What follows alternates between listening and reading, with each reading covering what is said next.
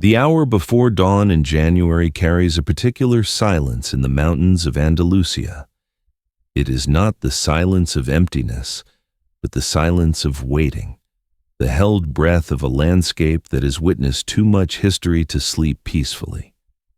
On the Sabika hill, where the fortress walls catch the first blue light of morning, the temperature hovers just above freezing. Frost settles on the myrtle hedges in the palace courtyards. The reflecting pools, still as black glass, mirror the fading stars. And everywhere, in channels hidden beneath marble floors, in clay pipes running through ancient walls, in cisterns carved into bedrock centuries ago, water continues its patient journey.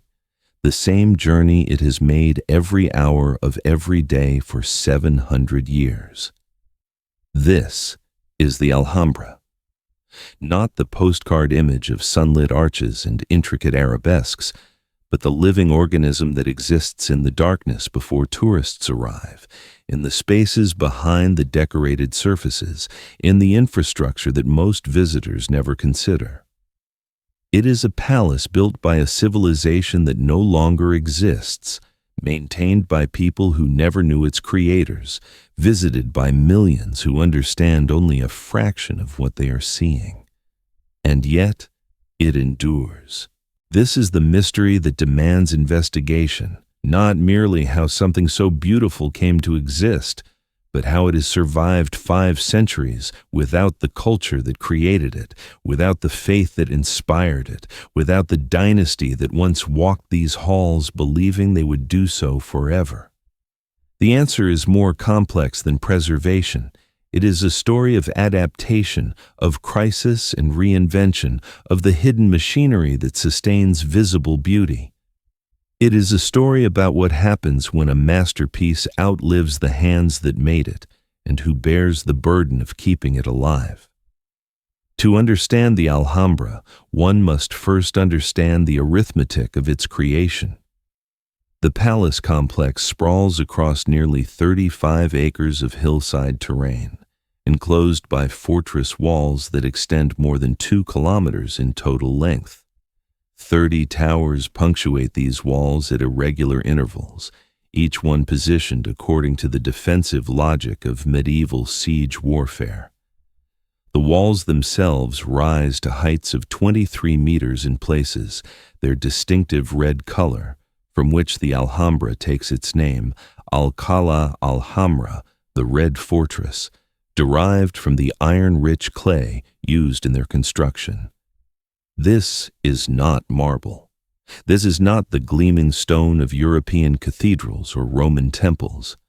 The Alhambra was built primarily of tapia, rammed earth mixed with lime and gravel, pounded into wooden forms layer by layer, each layer dried in the Andalusian sun before the next was added. The technique is ancient, practical, and deceptively humble. It is also the reason the Alhambra has required continuous maintenance from the moment its walls were first erected. Within these fortified perimeters exist 3 distinct zones: the Alcazaba, the military fortress that predates the palace complex and occupies the western promontory of the hill; the Nasrid palaces, the residential and ceremonial heart of the complex, where the most famous courtyards and decorated chambers survive; and the general life, the summer palace and gardens that sprawl across an adjacent hillside, connected to the main complex by a walkway that crosses a narrow ravine. Together, these elements constitute one of the most complete surviving examples of medieval Islamic palace architecture anywhere in the world. The nearest comparable sites, the great palaces of Fez, of Marrakesh, of Cairo, have been rebuilt, expanded, or substantially altered across the centuries. The Alhambra, paradoxically, survives in something close to its original form, precisely because the civilization that created it was destroyed so suddenly and so completely that no one remained with the authority to modify it. The spatial experience of the palace is deliberate in every detail.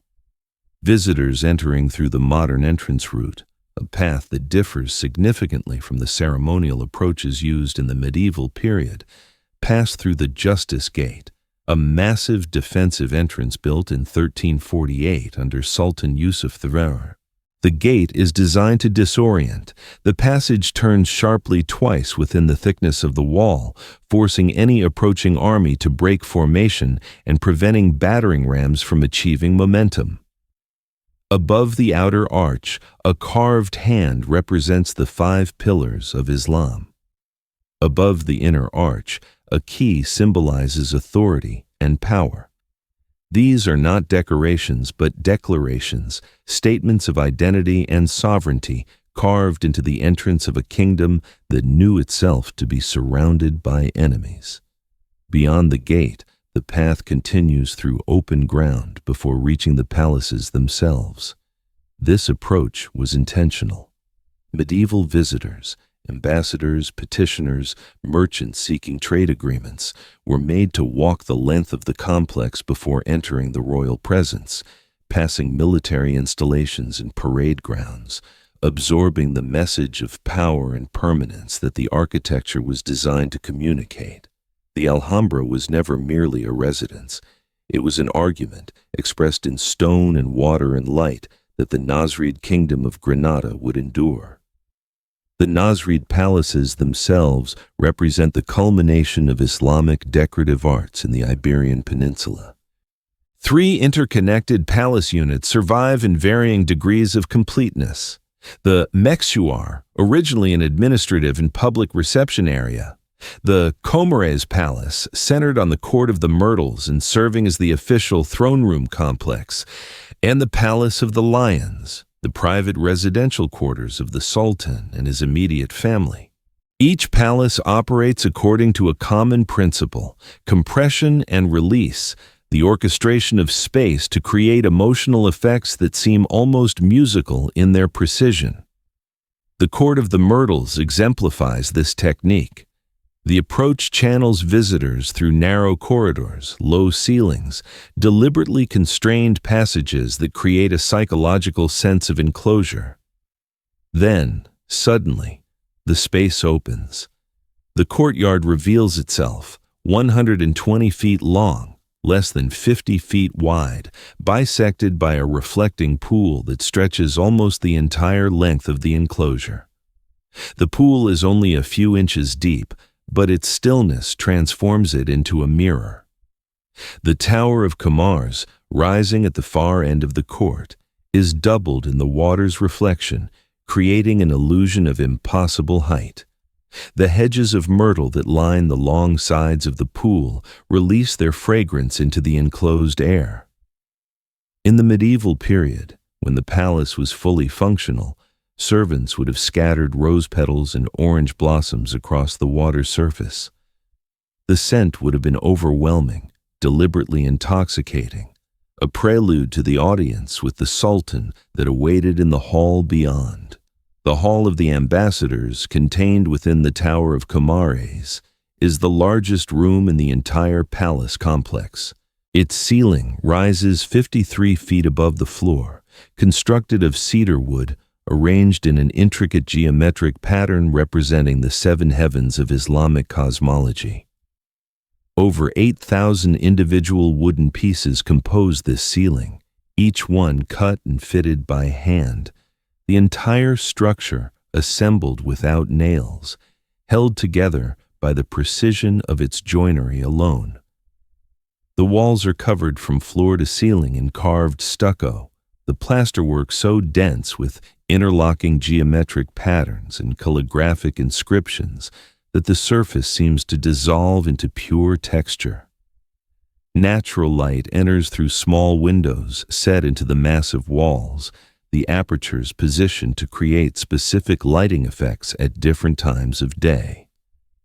In the afternoon, when the sun moves to the west, shafts of light pierce the dimness and illuminate particular sections of the decoration, as though the architecture itself were pointing at meaningful passages in the sacred texts inscribed upon the walls.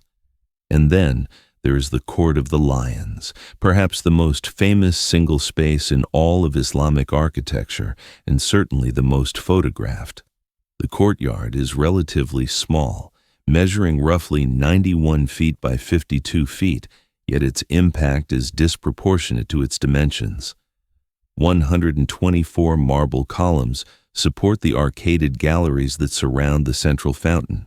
These columns are deliberately slender, their proportions almost impossibly thin, creating an effect of weightlessness that contradicts everything one expects from stone. They are arranged in complex groupings, singles, pairs, clusters of three, according to a geometric logic that scholars have spent decades attempting to decode. Some researchers argue the arrangement reflects astronomical alignments. Others see references to Quranic descriptions of paradise.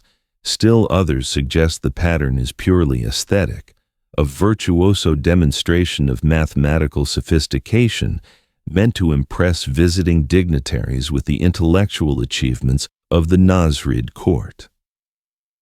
At the center of the courtyard, 12 carved lions support a massive alabaster basin. Water once flowed from the lions' mouths, feeding channels that extended to the four corners of the courtyard and into the adjacent halls, dividing the space into quarters that may represent the four rivers of paradise described in Islamic scripture. The engineering required to maintain this fountain was remarkable. The water pressure had to remain constant to produce the desired effect, which meant that supply systems, storage tanks, and drainage channels had to be calculated with extreme precision.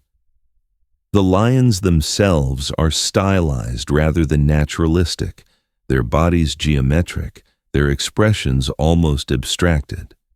They have puzzled observers for centuries. Lions are unusual in Islamic art, which generally avoids the representation of living creatures. These particular lions may have been salvaged from an earlier palace, possibly one built by a Jewish vizier in the 11th century, then repurposed by the Nasrid sultans for their own symbolic program. Their true origin remains uncertain. The Hall of the Two Sisters, which opens onto the Court of the Lions, contains what may be the single most extraordinary ceiling in the entire palace. This is a Muqarnas dome, a honeycomb vault composed of more than 5,000 individual cells, each one carved in stucco and assembled to create a surface that seems to dissolve into pure light. The effect is often compared to stalactites, but that description fails to capture the luminosity of the design. Each cell is angled to catch light differently, so the ceiling seems to shimmer and shift as the viewer moves beneath it. The mathematical sophistication required to design such a structure, calculating the size, angle, and position of each individual element to produce a coherent whole, represents one of the highest achievements of medieval geometry. The builders left no diagrams, no written explanations. They worked from knowledge passed through generations of craftsmen, from master to apprentice, in a tradition that would be severed completely within a century of the dome's completion. The walls beneath this remarkable ceiling are covered in poetic inscriptions, verses written by the court poet Ibn Zamrak, praising the beauty of the space itself in a kind of architectural self-description. "I am a garden adorned with beauty," one inscription reads. "Gaze upon my loveliness, and you will know the truth." Another passage instructs the visitor to observe how the water of the fountain reflects the carved stucco above, blurring the distinction between solid and liquid, between the built environment and its image. This is architecture that is aware of itself, that anticipates the viewer's response and incorporates that response into its meaning. It is not merely decorative, it is rhetorical, persuasive, designed to communicate specific ideas about beauty, power, divinity, and the relationship between them. Yet beneath this visible splendor lies another Alhambra, one that few visitors ever contemplate. The palace complex was never self-sustaining. From its earliest construction, it depended on a constant flow of resources from beyond its walls: food, fuel, raw materials, skilled labor, and above all, water. The solution to the water problem was the acequia Reel, the Royal Canal, an engineering project as essential to the Alhambra's existence as any decorated ceiling or carved column. The acequia Reel begins nearly 7 kilometers from the palace, at a point where the Darro River emerges from the mountains that rise behind the city of Granada. A weir diverts a portion of the river's flow into an artificial channel that contours along the hillside, maintaining a gradual downward slope of approximately 3%, enough to keep the water moving, but not so steep as to cause erosion or overflow. The channel passes through tunnels carved into the rock, across aqueducts spanning ravines, around obstacles that must have seemed insurmountable to the engineers who first surveyed the route.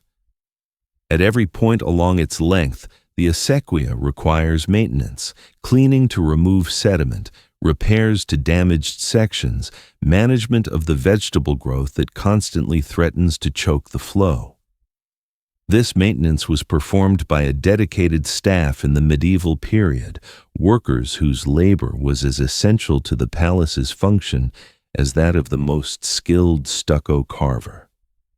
Once the water reached the Alhambra complex, it was distributed through an intricate network of channels, pipes, cisterns, and fountains.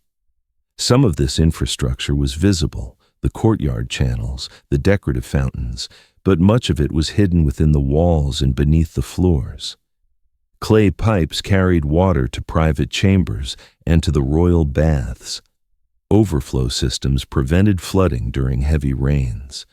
Drainage channels removed wastewater to agricultural terraces below the palace, where it irrigated orchards and vegetable gardens that provided food for the court.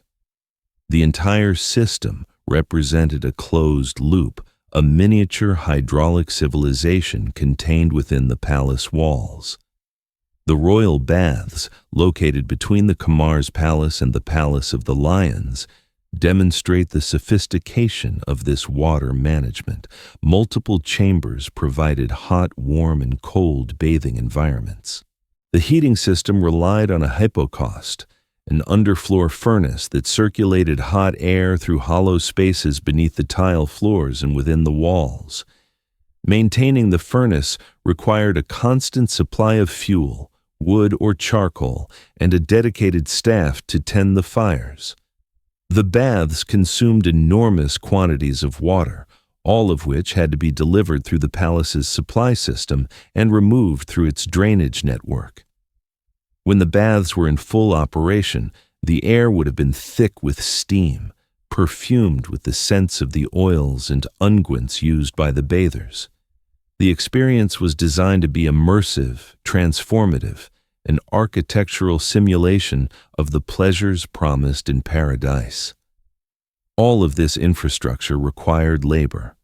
The medieval Alhambra was not a quiet retreat, but a functioning small city, home to hundreds of permanent residents and visited by hundreds more on any given day. Servants maintained the gardens, cleaned the courts, tended the fountains, prepared food in the palace kitchens. Guards patrolled the walls and manned the gates.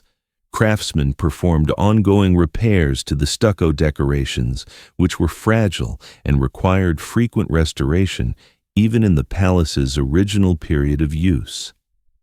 Stables housed horses and mules. Storerooms contained supplies of grain, oil, cloth, and weapons. Administrative offices managed the complex financial arrangements that sustained the palace economy. The Alhambra was never an isolated jewel box, frozen in aesthetic perfection. It was an organism, constantly consuming, constantly maintained, constantly in danger of degradation if the flows of labor and resources were interrupted.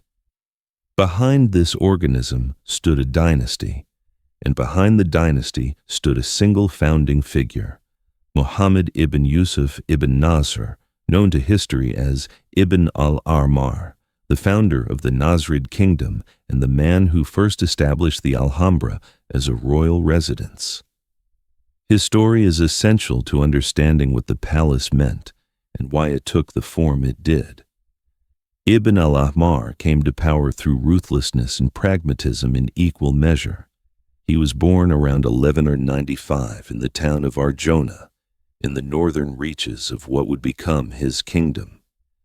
His family claimed descent from one of the companions of the Prophet Muhammad, a lineage that provided religious legitimacy but no particular political power. He rose through the chaos of the early 13th century, a period when the great Almohad Empire that had unified Islamic Spain was collapsing into competing principalities. Ferdinand III of Castile was pushing south, conquering city after city. Córdoba fell in 1236, Seville in 1248, and the Muslim rulers of Andalusia were incapable of uniting against the common threat. Ibn al-Ahmar recognized what many of his contemporaries refused to accept. The age of Islamic dominance in Iberia was ending. The only question was whether any Muslim state would survive at all. His strategy was calculated submission. In 1246, he personally assisted Ferdinand III in the siege of Seville, fighting against his own co-religionists in exchange for recognition as a vassal king. The decision was controversial, denounced by some as betrayal, defended by others as the only means of survival. Ibn al-Ahmar himself seems to have felt the weight of his choice. The motto he adopted for his dynasty, "There is no victor but God," may be read as a statement of religious humility, but it also carries an undertone of resignation, an acknowledgement that earthly power is provisional and that even kings must accept compromises they despise. The Alhambra was his answer to this predicament. By establishing his court on the Sabika Hill, he was making a statement of permanence in the face of impermanence, creating a visible symbol of sovereignty that would proclaim the legitimacy of his dynasty, even as that dynasty existed at the pleasure of more powerful Christian neighbors. The earliest construction work focused on practical matters, fortifying the Al-Kazaba, establishing water supplies, building basic residential quarters. The elaborate decoration that would later make the palace famous came under his successors, particularly his great-grandson Yusuf Vinerd and his great-great-grandson Muhammad V. But the vision was Ibn al-Ahmar's. He died in 1273, reportedly weeping on his deathbed at the compromises he'd been forced to make. The Alhambra survived him by centuries. Yusuf I, who ruled from 1333 to 1354, transformed the Alhambra from a military stronghold into a court of extraordinary refinement. He was a patron of poets and scholars, a builder of monuments, a man who seems to have genuinely believed that cultural achievement could substitute for military power. Under his direction, the Tower of Kamars was completed. The Hall of the Ambassadors received its remarkable ceiling. The Court of the Myrtles took its final form. He also built the Gate of Justice with its carved hand and key, and expanded the royal baths to their present size.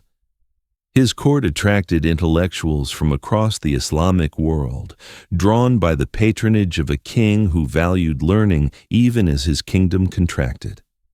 He was stabbed to death by a madman while praying in a mosque on the day of Eid al-Fitr, 1354. His son Muhammad V, only 15 years old, inherited a kingdom in crisis. Muhammad V's reign was turbulent, marked by court intrigues, civil war, and a period of exile during which he was overthrown by his half-brother. He regained the throne in 1362 and proceeded to make the Alhambra the wonder it remains today. The Palace of the Lions was his creation, built to house his private quarters and those of his family.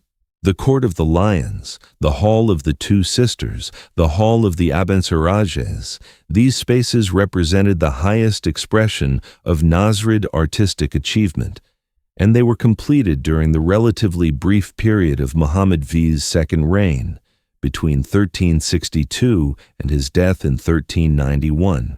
He employed the poet Ibn Zamrak to compose the verses that cover the walls, transforming the architecture into a kind of inhabited poem. He imported craftsmen from Fez and Marrakesh, combining their techniques with local traditions to create a hybrid style found nowhere else in the Islamic world. And he maintained the delicate diplomatic balance that kept Granada independent, negotiating simultaneously with Castile, Aragon, Morocco, and the various Christian and Muslim powers that surrounded his small kingdom. Muhammad V was the last great builder of the Alhambra. After his death, the palace was maintained but not substantially expanded. The dynasty continued for another century, but its later rulers lacked the resources or the vision to match his achievements. The kingdom that had seemed so precarious in 1246 endured until 1492, far longer than anyone would have predicted, but its end, when it came, was absolute.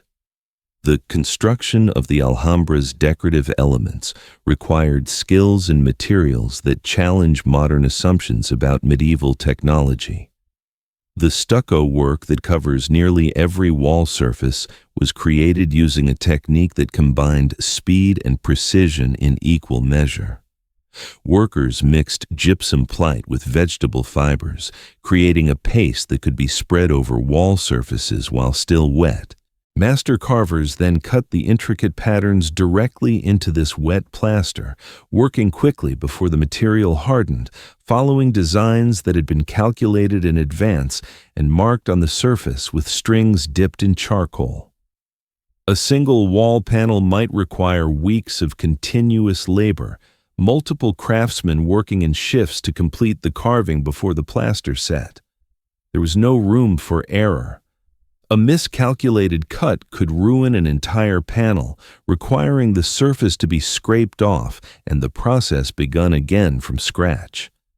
The wooden ceilings presented different challenges. The muqarnas domes were assembled from thousands of individual pieces, each one carved from cedar or poplar according to precise specifications.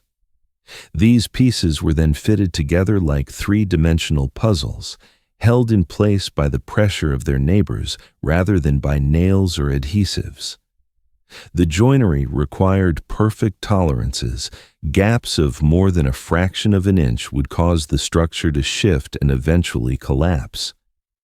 The cedar used in many of the finest ceilings was imported from the Atlas Mountains of Morocco, transported by ship across the Mediterranean, and then overland to Granada.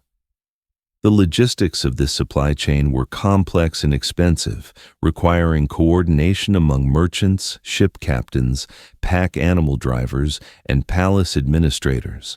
The ceramic tiles, the azulejos that line the lower portions of many walls, were manufactured in workshops within Granada itself, using techniques that had been refined over centuries. Each tile was cut by hand, its edges beveled to fit precisely against its neighbors. The colored glazes were applied before firing, with different colors requiring different temperatures to achieve the desired intensity. Blue came from cobalt imported from distant mines. Green derived from copper. White was produced by tin oxide, a material that had to be refined through multiple stages before it was pure enough to use. The geometric patterns that emerged from these tiles were planned in advance by mathematicians who calculated the precise angles and intersections needed to create the desired visual effects. The work of the mind preceded the work of the hands. The labor force that built and maintained the Alhambra remains largely anonymous, their individual names unrecorded, their personal histories lost. We know they included Muslims, Christians, and Jews. working side by side in a society where religious boundaries were more permeable than later narratives would suggest. We know that some were slaves, captured in war or purchased in markets that traded in human beings as casually as in livestock or grain. We know that others were free craftsmen, members of guilds that trained apprentices and passed specialized knowledge from generation to generation.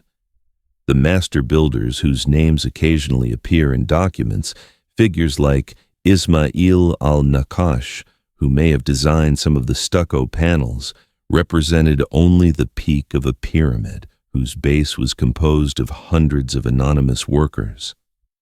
The physical conditions of this labor were demanding. Stucco carving required hours of standing in the same position, arms raised, fine tools in hand, working in the dim light of the indoor spaces. Ceiling construction required working at heights, climbing scaffolding, lifting heavy wooden pieces into position without the benefit of mechanical cranes or hoists. Tile cutting produced clouds of fine dust that accumulated in the lungs. Furnace tending in the baths meant enduring extreme heat for extended shifts. The palace that visitors admire today was built through the accumulated effort of human bodies, pushed to their limits in service of aesthetic visions they may not have shared, and for patrons who rarely acknowledge their contribution. The financial foundations of the Alhambra were as complex as its hydraulic systems and ultimately as fragile. The Nasrid kingdom was small, never controlling more than a fraction of the Iberian Peninsula, and its economic base was correspondingly limited. The primary sources of royal revenue were agricultural taxes, customs duties on trade passing through the port of Almeria and the overland routes to North Africa, and tribute payments that Granada periodically owed to its more powerful Castilian neighbors. These revenues fluctuated wildly depending on harvests, market conditions, and the diplomatic situation of any given year. A drought could devastate agricultural production. A war could interrupt trade routes. A military defeat could result in new tribute obligations that consumed resources that might otherwise have funded construction or maintenance. The palace itself consumed resources without generating direct income. It had to be staffed, provisioned, maintained, and defended. The royal household included not only the Sultan and his family, but a vast retinue of officials, servants, guards, and hangers-on, all of whom expected to be fed, housed, and compensated. The elaborate court ceremonies that impressed foreign visitors required expenditure on clothing, food, gifts, and entertainment. The upkeep of the water systems alone required permanent staff and regular supplies of materials for repair. The decorated surfaces that made the palace unique were continuously degrading, requiring ongoing restoration that employed craftsmen year-round. We have limited documentary evidence for the precise costs involved, but analogies with other medieval courts suggest the scale of expenditure. A palace of the Alhambra's size and complexity might have required a permanent staff of 200 to 300 people, consuming quantities of food measured in tons per month. Fuel for heating, cooking, and the baths would have been a major expense, requiring regular deliveries of wood or charcoal from the surrounding countryside. Candles and oil lamps for lighting after dark represented a further drain on resources.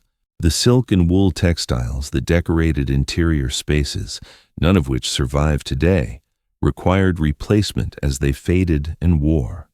When we admire the palace now, stripped of its furnishings and inhabited by tourists rather than courtiers, we see only the skeleton of what was once a vastly more elaborate and expensive operation. The end came faster than anyone anticipated. The War of Granada, launched by Ferdinand and Isabella in 1482, was not inevitable. The Nasrid kingdom had survived for 2.5 centuries through a combination of diplomacy, tribute and careful management of its relationships with more powerful neighbors. But the unification of Aragon and Castile under a single royal household changed the calculation. The Catholic monarchs, as Ferdinand and Isabella styled themselves, were committed to completing the Reconquista, the centuries-long Christian campaign to reclaim the peninsula from Muslim rule. Granada was the last surviving Muslim state in Iberia, an anomaly that offended their vision of religious and political unity. The war would last 10 years, but its outcome was never seriously in doubt.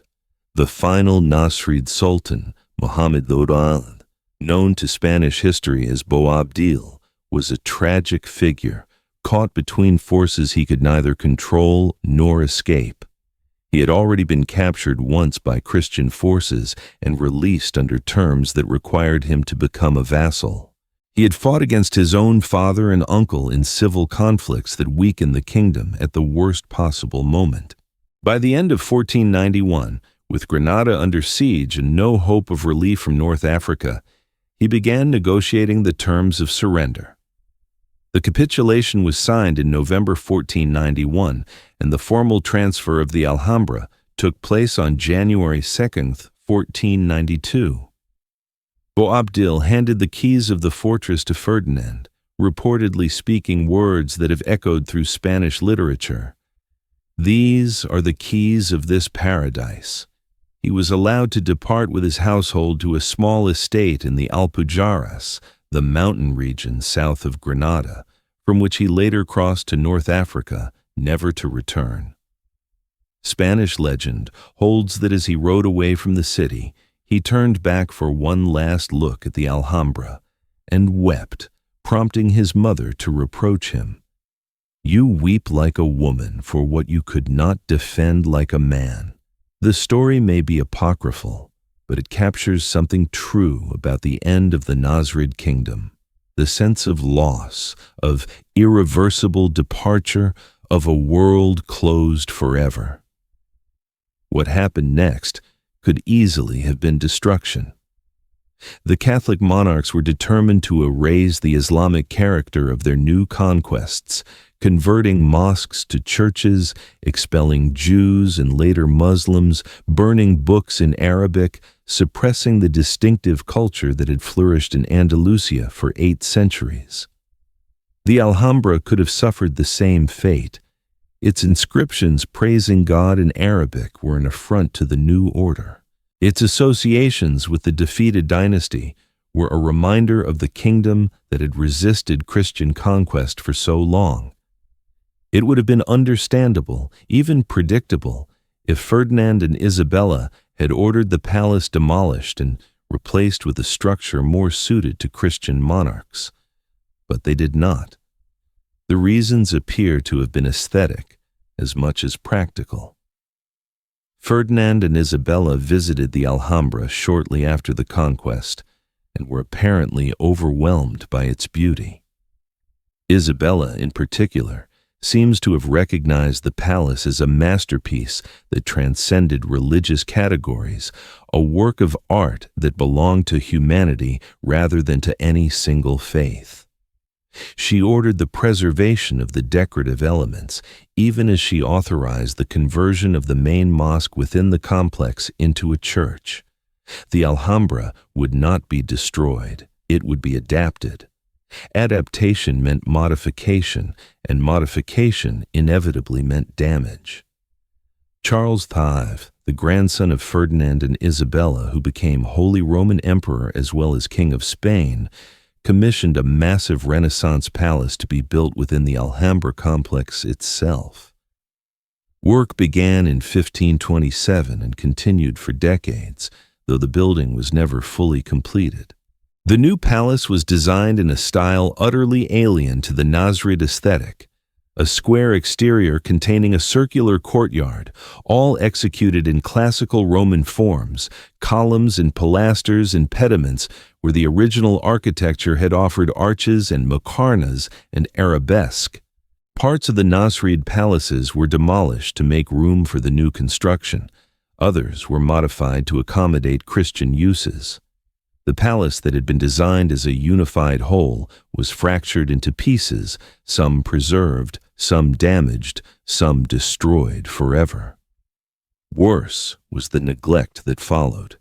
As the Spanish court moved to Madrid and the importance of Granada declined, the Alhambra became increasingly marginal to royal concerns. Maintenance budgets were reduced, then eliminated. The craft traditions that had preserved the palace's decorated surfaces were suppressed along with the Muslim population that had sustained them. By the 17th century, parts of the palace were used as a prison. By the 18th century, vagrants and squatters had colonized some of the abandoned chambers. The gardens fell into ruin. The fountains ceased to function.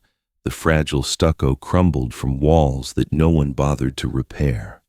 The Alhambra was becoming a picturesque ruin, beautiful in its decay, but dying nonetheless. The Napoleonic occupation dealt a near-fatal blow. French troops garrisoned the Alhambra from 1808 to 1812, converting its chambers into barracks and its courtyards into parade grounds.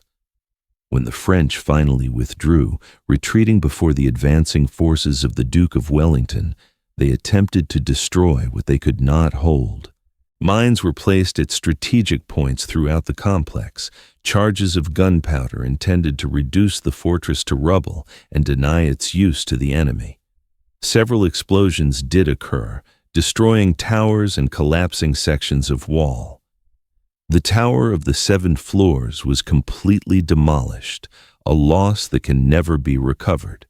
But something else happened as well, one of those small acts of individual courage that occasionally change the course of history. A Spanish soldier named José Garcia, observing the preparations for demolition, understood what was about to happen. As the French troops retreated, he ran through the complex, disabling fuse lines, cutting the connections between the powder charges and their ignition points, risking his life to save walls and ceilings he had probably never been taught to value. By the time the remaining charges detonated, enough fuse lines had been cut to prevent the complete destruction of the palace. The Alhambra survived, damaged, scarred, but recognizable. Garcia's name appears in a few historical accounts, but he received no official recognition, no monument, no reward. He simply saw something beautiful about to be destroyed and chose to act. The romantic rediscovery of the Alhambra began in the years after the Napoleonic Wars, when European travelers increasingly sought out picturesque and exotic destinations. The American writer Washington Irving arrived in 1829 and was so enchanted that he arranged to live within the palace itself, occupying rooms in the chambers of Charles V's unfinished palace. His book, Tales of the Alhambra, published in 1832, mixed historical narrative with fiction and personal observation, creating an image of the palace as a place of mystery, romance, and faded glory. The book was enormously popular, read throughout Europe and America, and it transformed the Alhambra from an obscure Spanish ruin into an essential destination for educated travelers. Irving's romanticized portrait was not entirely accurate. He invented legends, embellished facts, and projected his own fantasies onto the historical reality. But his influence was decisive. The Alhambra became famous, and fame brought pressure for preservation. Spanish authorities began to take the palace's deterioration seriously. In 1870, the Alhambra was declared a national monument, providing legal protections against further modification or development. Restoration work began in earnest, though early efforts were sometimes misguided, imposing Victorian ideas about medieval aesthetics onto a structure that operated according to very different principles. Some walls were stripped of original plaster and replastered in styles the restorers considered more authentic. Some decorative elements were repainted in colors the craftsmen of the 14th century would not have recognized. The damage done by well-intentioned restorers sometimes exceeded the damage done by centuries of neglect. By the early 20th century, approaches to conservation had become more sophisticated. Scholars began to study the original materials and techniques, analyzing plaster samples, documenting surviving elements, attempting to understand how the palace had actually been built. The focus shifted from imaginative reconstruction to careful preservation, stabilizing fragile structures, protecting surfaces from further decay, reversing earlier interventions when possible. This work has never stopped. It continues today, an unending project of maintenance that echoes the unending maintenance of the medieval period, though now performed by a different kind of specialist. Modern management of the Alhambra operates on a scale that would have been recognizable to the Nasrid administrators, though the tools and techniques have changed. The palace complex is now overseen by the Patronato de la Alhambra y Generalife, a public institution that answers to the regional government of Andalusia. The Patronato employs approximately 600 permanent staff members, including security guards, ticket agents, cleaning crews, gardeners, and specialized conservators. This is roughly double the estimated workforce of the medieval palace, despite the fact that no one now lives within the complex and the baths, kitchens, and stables no longer require operational staffing. The difference reflects the demands of modern tourism, conservation science, and regulatory compliance, categories of labor that did not exist in the 14th century, but now consume the majority of the Alhambra's resources. The financial model has inverted completely. The medieval palace consumed resources generated elsewhere: agricultural taxes, customs revenues, tribute payments. The modern Alhambra must generate its own income, primarily through admission fees paid by the nearly 3 million tourists who visit each year. This number represents both an opportunity and a threat. The admission revenue, roughly 50 million euros annually, makes the Alhambra financially self-sufficient, independent of government subsidies that might be reduced or eliminated according to political whims. But the tourists themselves pose risks to the very structures they pay to see. Human breath, containing moisture and carbon dioxide, affects the chemical stability of stucco and plaster. Human feet, millions of them annually, wear down floors that were designed for occasional royal processions.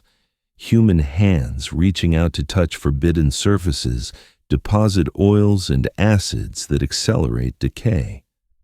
The palace that tourism supports is simultaneously degraded by tourism, creating a paradox that conservators have never fully resolved. The Patronato has attempted to manage this paradox through visitor limits.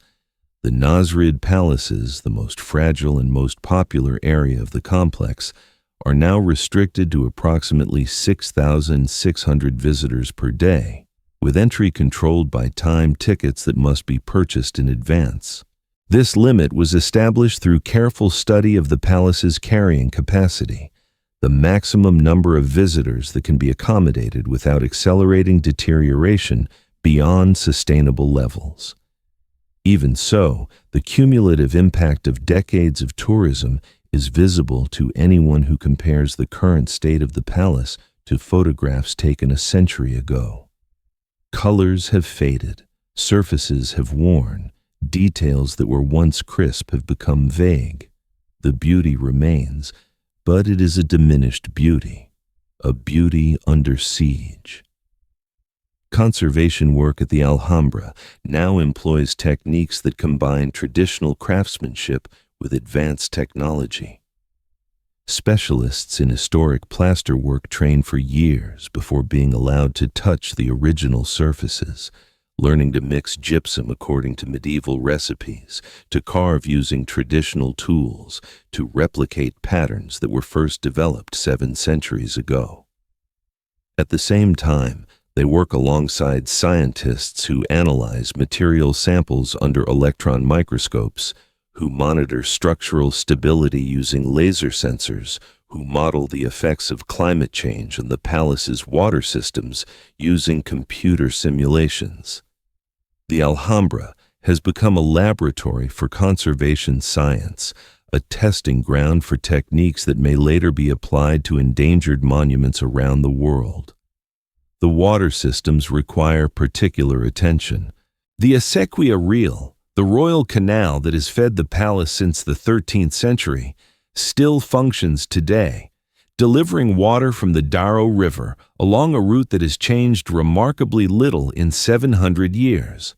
Maintaining this canal is no longer the responsibility of dedicated palace servants, but falls instead to a specialized technical team that monitors flow rates, repairs damaged sections, and manages the competing demands of the palace gardens, the city of Granada, and the agricultural users who have always shared the water supply. Climate change has complicated this work. Rainfall patterns in southern Spain are shifting, with longer droughts and more intense storms replacing the historical pattern of moderate, predictable precipitation. The water that the Alhambra depends on is becoming scarcer and less reliable, forcing adaptations that the medieval engineers could never have anticipated. The financial pressures are real and ongoing. While the Alhambra is not in immediate danger, visitor numbers remain strong, and the admission fees they generate provide adequate revenue. The costs of conservation are rising faster than income. Specialized materials have become more expensive. Labor costs have increased. The scale of deferred maintenance, accumulated over decades when budgets were inadequate, requires extraordinary investment to address. The Patronato has explored alternative revenue sources, licensing agreements for commercial products, rental fees for film productions, premium tours that offer exclusive access to normally closed areas. Each of these initiatives raises questions about the appropriate use of a cultural heritage site, the balance between preservation and commercialization, the ethics of monetizing beauty. The palace exists in a kind of permanent tension between the demands of scholarship and the demands of tourism, between the imperative to preserve and the need to generate revenue, between the desire to share the Alhambra with the world and the recognition that sharing inevitably degrades what is shared. This tension cannot be resolved. It can only be managed day by day, decision by decision, through the accumulated judgments of people who must balance competing values with limited resources. The Alhambra survives not because it has achieved some stable equilibrium, but because people continue to make the effort required to keep it alive. And here we reach the central question.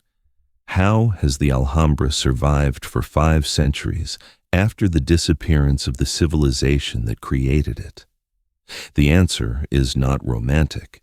It is not a story of beauty so transcendent that it preserved itself, or of universal human values that compelled protection across cultural and religious divides.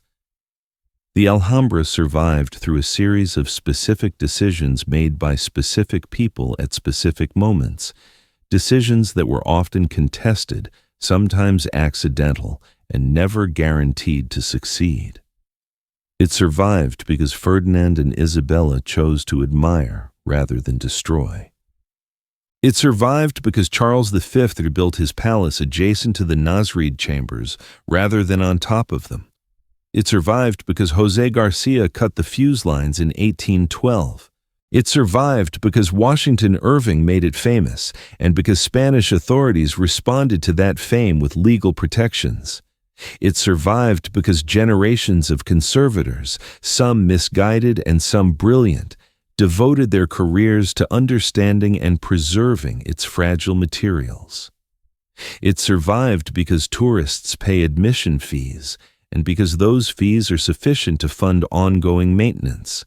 It survived because at every moment when it might have been lost, someone decided that it should be kept. But this survival has always required work.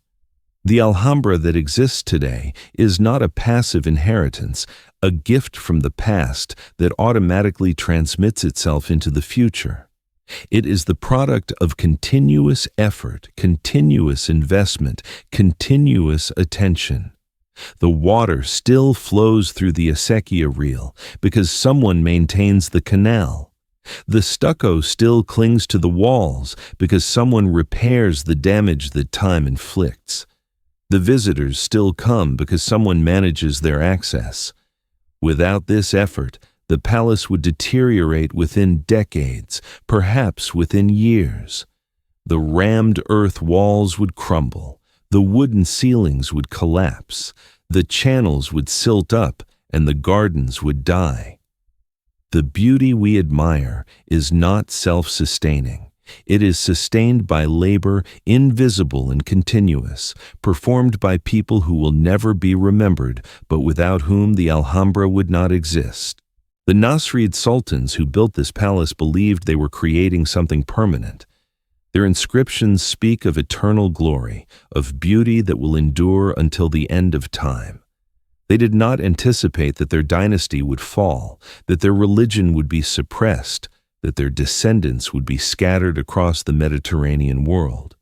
They built for a future that never arrived. And yet, in a sense, they were right. The Alhambra has endured. It has outlived the Nasrid kingdom by more than 5 centuries. It has survived conquest, neglect, earthquake, fire, and the deliberate attempt to destroy it with explosives. It has witnessed the rise and fall of the Spanish Empire, the Napoleonic Wars, the Spanish Civil War, and the transformations of the modern era. Tourists now wander through chambers where sultans once held court, taking photographs of surfaces that were never meant to be seen by unbelievers. The palace remains, if not eternal, then at least astonishingly persistent. But this persistence has come at a cost that the Nasrid builders could never have anticipated. The Alhambra has survived by becoming something they would not recognize, a museum rather than a residence, a tourist attraction rather than a seat of power, a preserved artifact rather than a living space. It has survived by serving purposes its creators would have found incomprehensible. It has survived through adaptation, and adaptation has meant transformation. The beauty that remains is connected to the original beauty by a continuous chain of physical material and spatial form, but it is also separated from that original by a gulf of meaning. We cannot experience the Alhambra as it was meant to be experienced, as the setting for a functioning Islamic court, as a space saturated with religious significance, as a home. We can only experience it as a monument to something lost, something beautiful and strange that once existed and is now accessible only through imagination. This is perhaps the deepest truth that the Alhambra reveals. Great beauty does not preserve itself. It does not endure through the power of its own aesthetic perfection. It survives only when people choose to make the effort required to sustain it, and that effort must be renewed in every generation. The sultan who commissions a palace passes away, but the palace requires maintenance forever. The civilization that creates a masterpiece may vanish, but the masterpiece still needs gardeners and conservators and guards. Beauty that is not served dies, no matter how transcendent its initial creation. The Alhambra has been served. For 5 centuries, through all the disruptions and transformations of history, someone has always been willing to do the work required to keep it standing. The nature of that work has changed. What was once the service of courtiers has become the service of bureaucrats. What was once the labor of slaves has become the labor of unionized employees. What was once the patronage of kings has become the patronage of tourists. But the fundamental reality has remained constant. The palace survives because people make it survive. It will continue to survive only as long as people continue to choose to invest the resources, the attention, and the labor that its survival demands. And so, the Alhambra stands this morning as it has stood for 700 years. The same hill, the same walls, the same water flowing through the same channels, the same light falling through the same windows onto the same carved surfaces. The frost that settled overnight on the myrtle hedges is beginning to melt. The reflecting pools catch the first gold of sunrise. Somewhere in the complex, a conservator's preparing for the day's work, reviewing notes, gathering tools, planning the next careful intervention in an endless process of repair. Somewhere else, a ticket agent is logging into the reservation system, preparing for another influx of visitors from around the world. The palace opens at 8:30.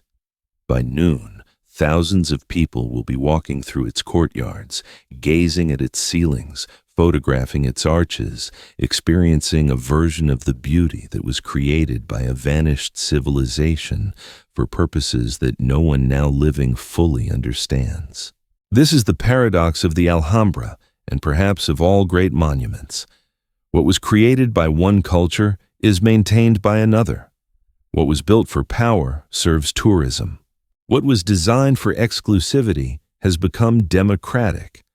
The beauty is authentic, but the context is entirely changed. We admire a creation we did not make, maintain a treasure that was never ours, preserve a heritage that belongs to people who no longer exist. And in doing so, we discover something unexpected, that beauty can outlive its makers, that what was sacred to one people can become precious to all people, that the effort of preservation is itself a kind of creation. The Alhambra was built by the Nasrids, but it has been kept alive by humanity. If great beauty survives only through continuous service, what are we willing to sacrifice to preserve the beauty we have inherited? And what will we ask future generations to give up in turn?